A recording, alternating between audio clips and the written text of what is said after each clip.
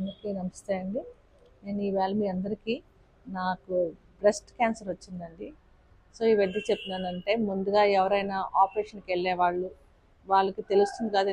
నేను నా ఎక్స్పీరియన్స్ అయ్యాను కాబట్టి పేషెంట్గా నేను ఏమేమి ఎక్స్పీరియన్స్ అయ్యానో నా ఆపరేషన్ గురించి, మరి ఎక్సర్సైజ్ గురించి, కీమోథెరపీ గురించి, రేడియేషన్ గురించి ఇవన్నీ మీకు చెప్తానండి. సో ప్లీజ్ మీ ఫ్యామిలీ మెంబర్స్లో కానీ, రిలేటివ్స్లో కానీ, అలాగే ఫ్రెండ్స్లో కానీ ఎవరైనా ఫేస్ చేసిన వాళ్ళు ఉంటే బ్రెస్ట్ క్యాన్సర్ గురించి ఎవరైనా ఉంటే కనుక వాళ్ళకి ఈ వీడియో చూపించండి. అలాగే పేషెంట్తో పాటు ఎవరైనా వెళ్తారో వాళ్ళు కూడా వినండి ప్లీజ్. ఓకే.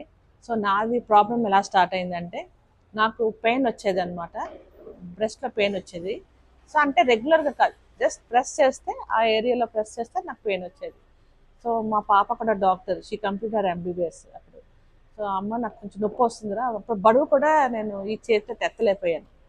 సో చెప్తే తను అంది ఇమీడియట్గా, మమ్మీ నువ్వు గో టు గైనకాలజిస్ట్ దగ్గరికి వెళ్దాము అని చెప్తే వెళ్ళాను. ఆవిడ చెక్ చేశారు. చెక్ చేసిన తర్వాత ఆవిడ కూడా ఏమన్నారంటే, మీరు రెగ్యులర్ చెక్స్ వెళ్ళాలమ్మా, చెక్ చేసుకోవాలి, టెస్టులు చేయించుకోవాలంటే విజయ డయాగ్నోస్ సెంటర్లో వెళ్ళి చెక్ చేయించుకున్నాను అనమాట.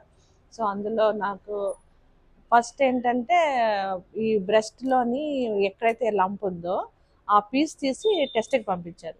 అది కొంచెం టైం పడుతుంది ఇమీడియట్గా, ఎందుకంటే నేను 2018లో నాకు ఈ ప్రాబ్లం స్టార్ట్ అయింది. సెకండ్ నాకు తెలిసింది. సో అప్పటి నుంచి మధ్యలో ఈ టెస్ట్లు ఇవన్నీ లాంగ్ ప్రాసెస్ కదండి. ఆపరేషన్ ముందు చాలా ఆపరేషన్స్ ఉంటాయి, డాక్టర్లు చెప్తారు. సో ఇవన్నీ మనం చేసుకోవాలి. ఈ ఈ లంప్ లోపల తీసేటప్పుడు కూడా మనకి భయపడవసరం లేదు. చిన్న మత్తు ఇస్తారు, మత్తు ఇచ్చే తీస్తారు కాబట్టి మనకి నొప్పి ఏదే ఉండదు. సో తర్వాత ఈ రిపోర్ట్స్ పంపించారు. తర్వాత రిపోర్ట్స్ వచ్చిన తర్వాత నాకు ఏం తెలిసిందంటే, నాకు బ్రెస్ట్ క్యాన్సర్ ఉందని తెలిసిందన్నమాట. So I went to the Mahatma Gandhi cancer hospital in Vizag. So అక్కడ వెళ్ళిన తర్వాత నాకు చూసిన తర్వాత డాక్టర్ గారు ఏమన్నారంటే, ఆపరేషన్ చేయాలమ్మా, మీకు బ్రెస్ట్ రిమూవ్ చేసేయాలి అన్నారు. తర్వాత నాది ఏంటంటే లింఫ్ నోడ్స్ వరకు వెళ్ళిపోయింది. అంటే చంకల్లోని గగ్గలు అంటాం కదా, మన ప్రతి బాడీ కొన్ని ప్లేస్లో మన గగ్గులు ఉంటాయి, అవి మనకు చాలా హెల్ప్ఫుల్గా ఉంటాయి. సో నాది ఏంటంటే చంకల వరకు కూడా స్ప్రెడ్ అయిందనమాట. సో డాక్టర్ ఏమన్నారంటే, అమ్మ మీకు రిమూవ్ చేసేయాలి, బ్రెస్ట్ రిమూవ్ చేయాలి, మీకు ఏమన్నా ఆర్టిఫిషియల్ లుక్ కావాలంటే ఏం చేయమంటే చేస్తాను ఆపరేషన్లో చేసేటప్పుడే అంటే నేను అన్నాను. I was 45.